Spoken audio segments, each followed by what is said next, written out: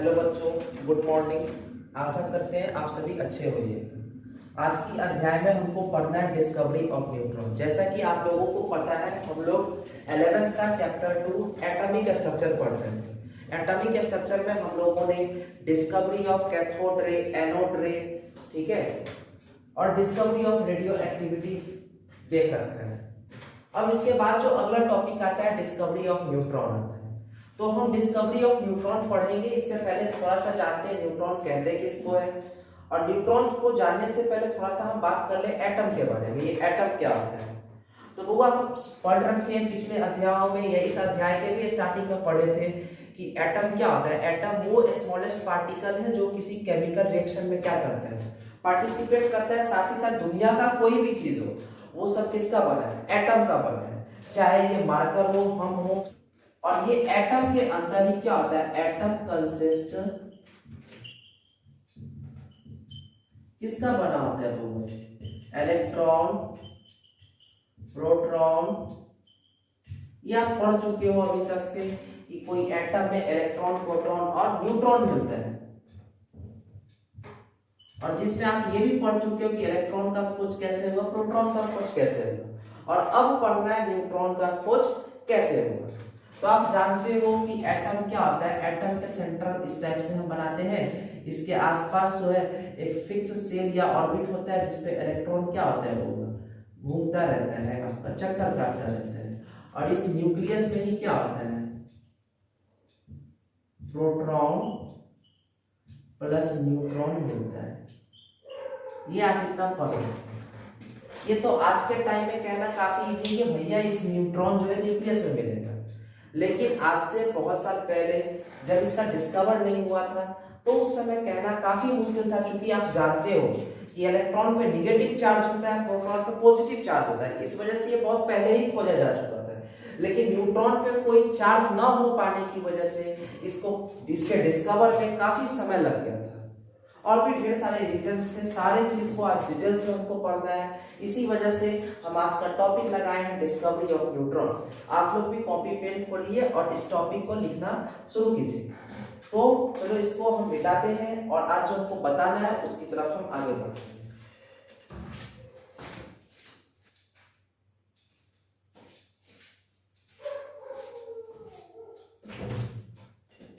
अब समझिएगा, यहाँ होगा इन 1920 ईस्वी में रदरफोर्ड सजेस्ट किए थे। क्या सजेस्ट किए थे कि एटम के अंदर क्या है, कोई वैसा पार्टिकल है जिसपे कोई चार्ज ना होता है, लेकिन किंतु उसके ऊपर मास है। और रदरफोर्ड ये भी कह के गए थे कि उसका जो मास है होगा वो प्रोटॉन के मास के बराबर।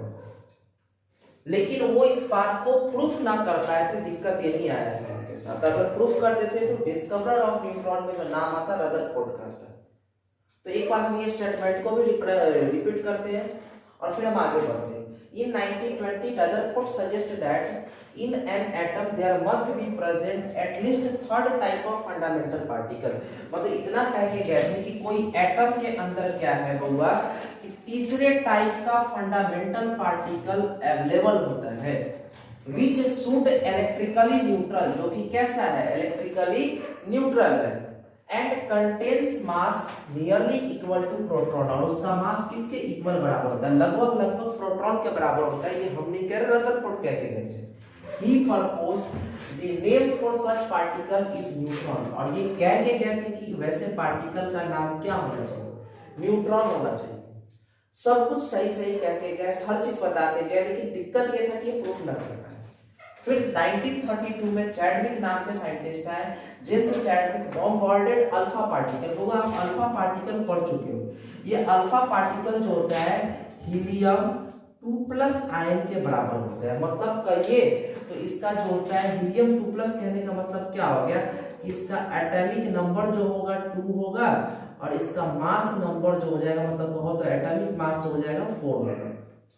फिर 2+ आने से फर्क क्या होगा, तो हम बताए थे कि 2+ आने से ये जो एटॉमिक नंबर जो होता है, नंबर ऑफ किसके बराबर होता है, प्रोटॉन के बराबर होता है, और नंबर ऑफ इलेक्ट्रॉन के भी बराबर होता है अगर इसके ऊपर कोई चार्ज लगा ना होता। तो हीलियम 2+ आयन कहे तो इसको साइड में हम नोट करके थोड़ा सा बता देते हैं। अल्फा पार्टिकल मतलब होता है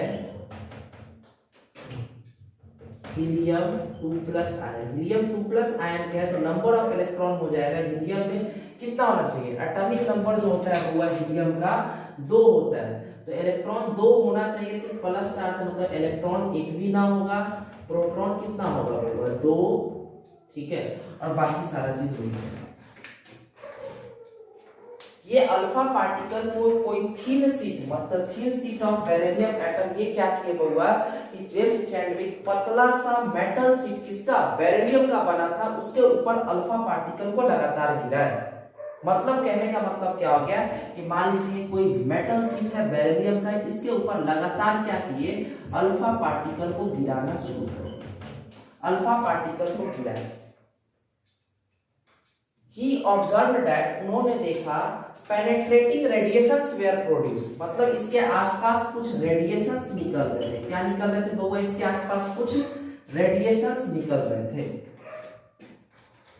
और उस रेडिएशंस के बारे में क्या कहा, that's radiation were not affected by electric and magnetic field, और वो रेडिएशन जो थी, ये जो रेडिएशन जो निकल रहा था यहाँ से, ये किसी इलेक्ट्रिक फील्ड या मैग्नेटिक फील्ड के टुवर्ड्स रिफ्लेक्ट नहीं हो रहे थे। मतलब कहने का मतलब इसके आसपास अगर इलेक्ट्रिक फील्ड रख दे रहे थे, इलेक्ट्रिक फील्ड कहने का मतलब प्लस और माइनस चार्ज रखना, तो ये जो अल्फा, ये जो रेडिएशंस निकल रहे थे, ये रेडिएशन ना तो प्लस चार्ज की तरफ जा रहे थे, ना तो माइनस चार्ज की तरफ जा रहे थे। मतलब किस बात को साबित कर रहे हैं, ये जो यहाँ से रेडिएशंस निकल रहे हैं बेरिलियम शीट से अल्फा पार्टिकल के टकराने के बाद जो यहाँ से रेडिएशंस निकल रहे हैं वो न्यूट्रल नेचर का है, और न्यूट्रल नेचर की वजह से ही ये ये बोले कि जो रदरफोर्ड कह के गए थे न्यूट्रॉन नाम का पार्टिकल जो तीसरा फंडामेंटल पार्टिकल था, कहीं ये न्यूट्रॉन ही तो नहीं है, इस प्रकार से कहिए तो आपका न्यूट्रॉन का खोज हुआ।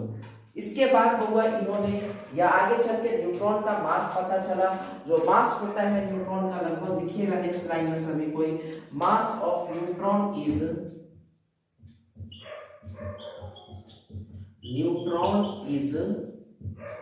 1.6749 गुने 10 का पावर -27, इतना ही केजी के बराबर होता है। और यहाँ पे एक रिएक्शन था, जैसा कि इन्होंने किया तो वही चीज है, बेरिलियम का शीट लिए थे, तो देखिए यहाँ बेरिलियम का शीट ले रखे हैं, इसके ऊपर क्या किया था, अल्फा पार्टिकल गिराए थे, मतलब हीलियम 2 प्लस गिराए थे, तो हम हीलियम 2 प्लस गिराए, हम बताएं हीलियम 2 प्लस का मास नंबर 4 होगा, एटॉमिक नंबर 2 होगा, 2 प्लस लग जाने से बस कमी आएगा, तो इलेक्ट्रॉन के नंबर में हीलियम में 2 इलेक्ट्रॉन होता है, लेकिन 2 प्लस लग गया तो 2 इलेक्ट्रॉन लॉस्ट कर गया, मतलब 0 इलेक्ट्रॉन होगा, तो खैर उससे मतलब है नहीं। हीलियम यानी अल्फा पार्टिकल जिसका मास 2 है और सॉरी मास 4 है और एटॉमिक नंबर 2 है, इसको किस पे फॉल कर रहे हैं, बेरिलियम के ऊपर फॉल कर रहे हैं। तो यहाँ से हमने देखा कि कुछ रेडिएशंस निकल रहे थे जिनका मास 1 था, यानी 1 मास का रेडिएशन निकल रहा है, बचेगा क्या मेरे पास, तो कार्बन एटम के एटॉमिक नंबर इतना, प्रोटॉन और कार्बन एटम के मास इतना क्या बच जा रहा है, मास नंबर हमको बच रहा था, मतलब मिला जुला के हमको ये रिएक्शन मिल रहा था। फिर इसके बाद हम लिखिए कि मास ऑफ न्यूट्रॉन यही होता है 1.6749 में 10 का पावर -27 केजी होता है। फिर अगला लाइन लिखना है, अगर एएमयू में मास की बात करें तो mass of neutron in AMU is equal to 1 AMU के बराबर होता है लगभग, ठीक है। अब दूसरा बात कहें बउआ, इस एक्सपेरिमेंट में आप जान चुके हो कि क्या न्यूट्रॉन के ऊपर चार्ज होता है, कोई नहीं होता है, मतलब हम कह सकते हैं कि neutron carry no electrical charge, मतलब न्यूट्रॉन के ऊपर कोई इलेक्ट्रिकल चार्ज नहीं होता है। तो अगला लाइन लिखिएगा आप लोग, न्यूट्रॉन कैरी नो इलेक्ट्रिकल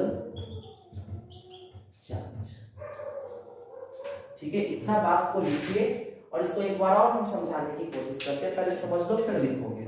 बउआ 1920 में रदरफोर्ड सजेस्ट किए कि कोई एटम के अंदर तीसरा भी फंडामेंटल पार्टिकल है, जो बताए फिर रदरफोर्ड आगे which should be electrically neutral, जो कि इलेक्ट्रिकली तौर पे न्यूट्रल है और उसका मास लगभग प्रोटॉन के बराबर होता है। चूंकि ये इलेक्ट्रिकली तौर पे न्यूट्रल है, इसलिए रदरफोर्ड ने उस पार्टिकल का नाम सजेस्ट किया न्यूट्रॉन। इसी चीज को आगे बढ़ाने का काम किए जेम्स चैडविक, जो 1932 में क्या किया, अल्फा पार्टिकल जिसका मास जो होता है हीलियम एटम के बराबर होता है, एटॉमिक नंबर भी 2 होता है, यानी प्रोटॉन का नंबर भी इसमें 2 होता है, ये अल्फा पार्टिकल को क्या किए जेम्स चैडविक ने बेरिलियम के पतले से मेटल शीट पे बेरिलियम के पतले से शीट पे गिराने का काम किया। जब इन्होंने बेरिलियम के पतले से शीट पे गिराया, बेरिलियम के पतले से शीट पे गिराया तो देखिए वहां से ढेर सारा रेडिएशंस निकल रहा था। और इन रेडिएशंस की एक खास विशेषता क्या थी कि ये रेडिएशंस इलेक्ट्रिक फील्ड के टुवर्ड्स डिफ्लेक्ट ना हो रहे थे, मतलब कहिए तो ये इलेक्ट्रिक फील्ड और मैग्नेटिक फील्ड से अट्रैक्ट या रिपेल नहीं हो रहे थे, मतलब कहिए तो इलेक्ट्रिकली और मैग्नेटिकली ये न्यूट्रल था। इस वजह से इन्होंने कहा कि कहीं ये न्यूट्रॉन तो ना जो रदरफोर्ड बात करके गए थे। इसके बाद हुआ यहाँ पे इसी चीज को रिएक्शन के तौर पे दिखाने का प्रयास किया गया है। आप लोगों को बेरिलियम के ऊपर अल्फा पार्टिकल गिरा रहे हैं, जिससे क्या हो रहा है, एक न्यूट्रॉन रिलीज हो रहा है, बाकी कार्बन एटम के जैसा एटम वहां लेफ्ट कर रहे हैं। इसका न्यूट्रॉन का मास मेजर किया गया, इस पार्टिकल का मास मेजर किया गया, ये लगभग प्रोटॉन के बराबर आया है, जो होता है 1.6749 10 का पावर माइनस 27 केजी। एएमयू में बात करते हैं, एक एएमयू होता है, ये न्यूट्रॉन पे कोई इलेक्ट्रिकल चार्ज कैरी ना होता है, इसका चार्ज 0 होता है। ठीक है, इतना चीजों को आप अच्छे से लिखो एक बार, फिर इसके आगे बढ़ने का हम काम करते हैं।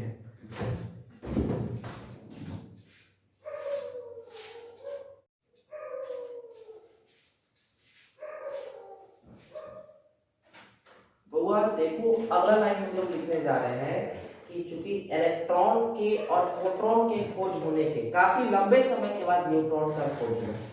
ऐसा क्यों हुआ? तो बउआ आप जानते हो इलेक्ट्रॉन पे पॉजिटिव चार्ज होता है, प्रोटॉन पे सॉरी इलेक्ट्रॉन पे नेगेटिव चार्ज होता है और प्रोटॉन पे कैसा चार्ज होता है? पॉजिटिव चार्ज होता है। चार्ज होने की वजह से ये दोनों पार्टिकल्स बहुत पहले ही खोजा जा चुका था विद रिस्पेक्ट टू न्यूट्रॉन, क्योंकि न्यूट्रॉन पे कोई चार्ज ना होता है, चार्जलेस क्वांटिटी होता है, इस वजह से इसके डिस्कवरी में थोड़ा समय लग गया था। ठीक है, जैसे हमको ये वीडियो बनाने में थोड़ा समय लग गया है। अभी जो है रात के 2 बजने जा रहे हैं, पता नहीं तुम लोग कौन से टाइम में देख रहे हो। चलो छोड़ो इसको, लिखो, लिखते हैं हम लोग न्यूट्रॉन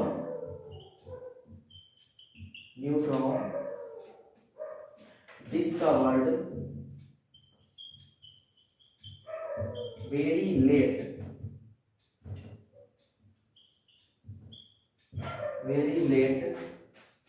ड्यू टू क्यों वेरी लेट खोजा गया था? Due to its chargeless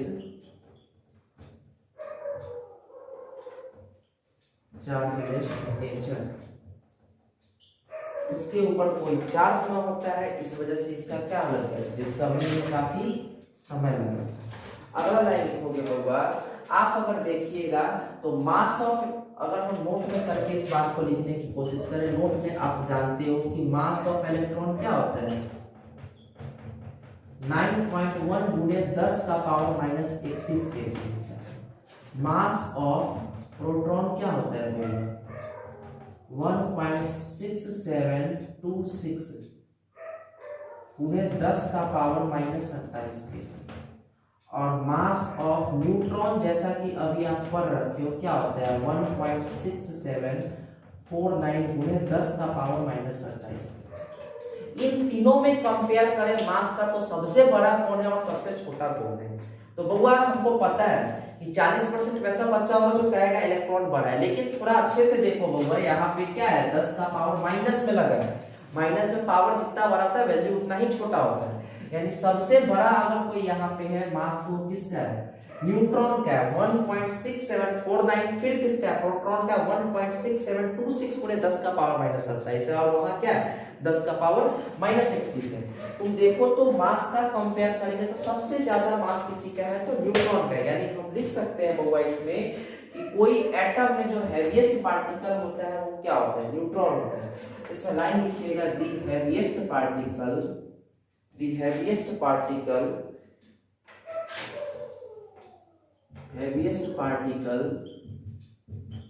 present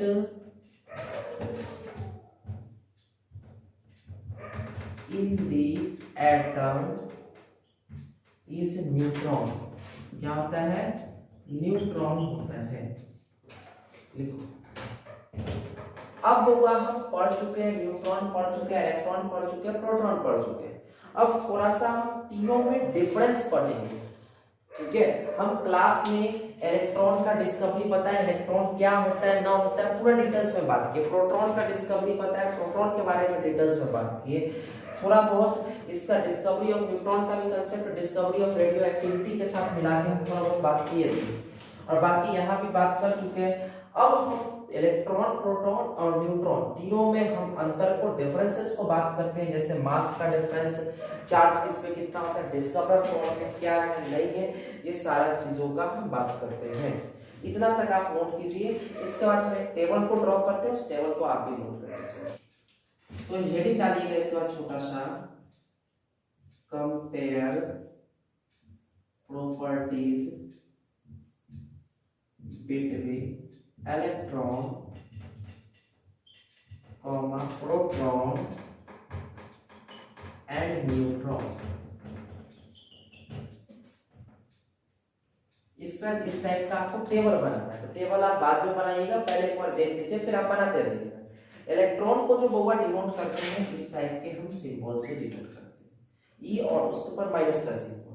proton का जो सिंबल होता है बहुआ, इसको इस तरह से हम डिनोट करते हैं, और न्यूट्रॉन का जो सिंबल होता है, क्योंकि न्यूट्रॉन का ये इस तरह से सिंबल होता है। कोई दिक्कत किसी को इसमें? इसका चार्ज की बात करें तो इलेक्ट्रॉन पे जो चार्ज होता है -1.6 गुने 10 का पावर 19 कूलम होता है, मतलब -19 कूलम होता है। प्रोटॉन पे सेम वैल्यू रह जाएगा, बस आगे का माइनस हट जाएगा। न्यूट्रॉन पे आप जानते हो न्यूट्रल में कोई चार्ज ना होता है। इसका डिस्कवरर तो इलेक्ट्रॉन का खोज कौन किए थे बउआ, प्रोटॉन का कौन किए थे और न्यूट्रॉन का कौन किए थे? तो इलेक्ट्रॉन का खोज जो किए थे जे थॉमसन किए थे।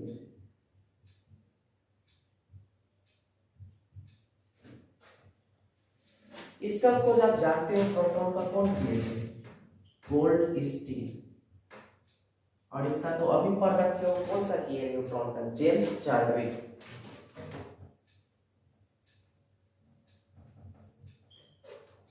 ठीक है, तो वह मास ऑफ केजी में बताओ इलेक्ट्रॉन का क्या होता है? 9.1 गुने 10 का पावर -31 केजी। प्रोटॉन का क्या हो जाएगा? 1.6726 गुने 10 का पावर -27 केजी। और न्यूट्रॉन का क्या हो जाएगा? 1.6749 गुने 10 का पावर -27। ये न्यूट्रॉन का। इसके बाद मास इन एएमयू, इसका जो मास होता है वो एएमयू में 0.00579 के आसपास होता है। सॉरी 549 कर देना, ये 549 के अप्रोक्सीमेटली होता है। इसका जो होगा एएमयू में मास हो जाएगा 1.007 के अप्रोक्सीमेटली होगा, और इसका 1.008 के अप्रोक्सीमेटली होगा। इसके बाद होगा अगला आपको लिखवाना है रिलेटिव मास। रिलेटिव मास मतलब क्या होता है? कोई भी चीज का मास, कोई भी पार्टिकल का मास विथ रिस्पेक्ट टू प्रोटॉन, मतलब प्रोटॉन के रिस्पेक्ट में कोई पार्टिकल का मास का जो रेशियो होता है उसी को हम क्या कहते हैं? रिलेटिव मास कहते हैं। इसको हम बता चुके हैं या बताएंगे आपको। रिलेटिव मास मतलब सीधा समझ लो, रिलेटिव मास बराबर क्या होता है कि जिस पार्टिकल के मास की बात कर रहे हैं वो पार्टिकल का मास बटा में प्रोटॉन का मास। जैसे अभी रिलेटिव मास किसके बात कर रहे हैं? इलेक्ट्रॉन में, मतलब इलेक्ट्रॉन का मास और बटा में प्रोटॉन के मास से डिवाइड कर दो तो आपको क्या मिल जाएगा? रिलेटिव मास मिल जाएगा। हम इस चीज को नोट करवा के हम साइड में लिखवा देते हैं थोड़ी देर में। रिलेटिव मास बराबर होता है जिस पार्टिकल का बात कर रहे हैं उसका मास बटा प्रोटॉन का मास। तो यहाँ पे जैसे न्यूट्रॉन का मास यही होता है, इलेक्ट्रॉन का मास, और इसको प्रोटॉन के मास से हम अगर डिवाइड करते हैं तो ये आपको आएगा 1/1840 के बराबर है। अब वो यहाँ पे हम प्रोटॉन में बात करते हैं रिलेटिव मास की, तो हम क्या करें? कुछ भी हो जिसका पूछा जा रहा है उसका मास ऊपर में बटा प्रोटॉन का मास। तो यहाँ प्रोटॉन का प्रोटॉन का मास बटा प्रोटॉन का मास कितना हो जाएगा? 1। न्यूट्रॉन का रिलेटिव मास क्या हो जाएगा? न्यूट्रॉन का मास बटा प्रोटॉन का मास। कट करोगे तो लगभग किसके बराबर आ जाएगा? 1 के बराबर आ जाएगा। इतना चीज को आप नोट कर लीजिए।